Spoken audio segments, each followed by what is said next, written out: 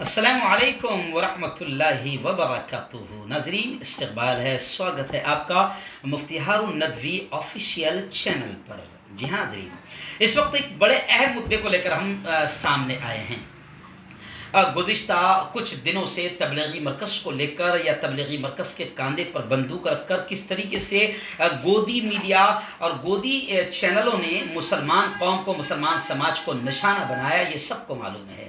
लेकिन नाज़रीन, मैं आपको बताऊं कि हमने मुहिम चलाई थी। अल्हम्दुलिल्लाह हमारे इस चैनल के ज़रिए से, वायरल न्यूज़ लाइव के ज़रिए से हम लोगों ने मुहिम चलाई थी कि ये गोदी मीडिया इस वक्त मुल्क की दुश्मन है, समाज की दुश्मन है, इंसानियत की दुश्मन है, एकता के दुश्मन है। बल्कि मेरे प्यारे मुल्क भारत में अगर कोई नफरतें फैलाता है, दंगे फसाद का माहौल बनाता है, मैं समझता हूं कि वो अजमल कसाब से भी बड़े आतंकवादी है। तो इन गोदी चैनलों ने, जाहिर बात है कि ये भी बेचारे मजबूर है, टीआरपी इनको चाहिए।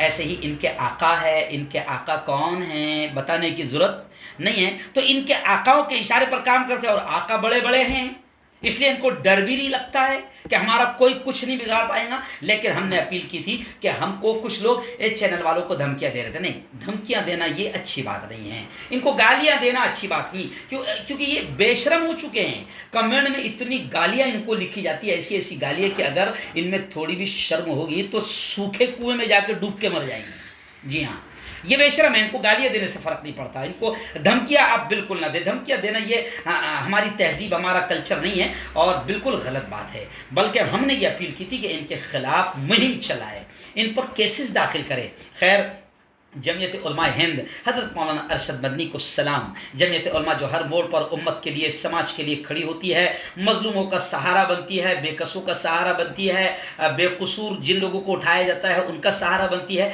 यही जमीयत उलमा अरशद मदनी ने आदेश दिया। फिर जमीयत के वकील जनाब एजाज़ मकबूल साहब सुप्रीम कोर्ट से रुजू हुए, तो जनाब आप देखें कि उसका कितना असर पड़ा। और ये गोदी जी न्यूज़ की बेशर्मी आप देखिए। बस इनको चाहिए हिंदुस्तान, पाकिस्तान, मुसलमान, टीआरपी इसी पर मिलता है। तो खैर, इन्होंने अरुणाचल की झूठी खबर चलाई, इन बेशर्मों ने अरुणाचल की झूठी खबर चलाई और तबलीग और मुसलमानों को निशाना बनाना चाहा कि एक केस वहां पर पॉजिटिव था, 11 केस बताए, 11। आखिर झूठी खबर निकली और अरुणाचल की रियासती सरकार ने भी इनको वार्निंग दी। हमारी महाराष्ट्र की सरकार ने भी ऐसी खबरें चलाने वालों को वार्निंग दी। ये 2 स्टेट ऐसी है कि वार्निंग दी कि तुम झूठी खबरें चलाकर, गोदी मीडिया को वार्निंग दी गई कि मुसलमानों को निशाना बनाकर, एक समाज को निशाना बनाकर मुल्क के माहौल को ख़राब ना करे। तो जनाब फिर सुप्रीम कोर्ट और जमीयत उलमा की कार्रवाई का असर ये पड़ा कि जी न्यूज़ को थूक कर चाटना पड़ा। और कल से स्क्रीनशॉट चल रहा है कि हमारी इंसानी भूल हो गई थी। इंसानी भूल नहीं बोलते इसको गू खाना बोलते हैं।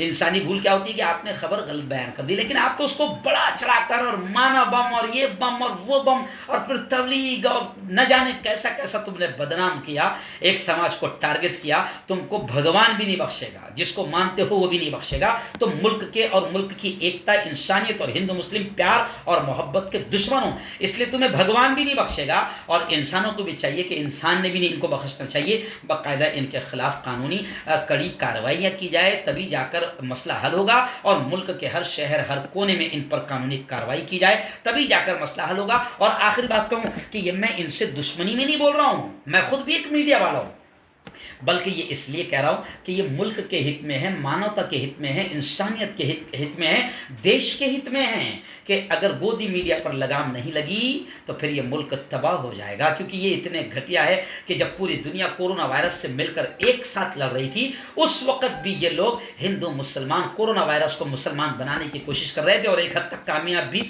हो गए हैं नफरतों का जहर घोलने में। इसलिए इन पर कार्रवाई बहुत सख्त ज़रूरी है।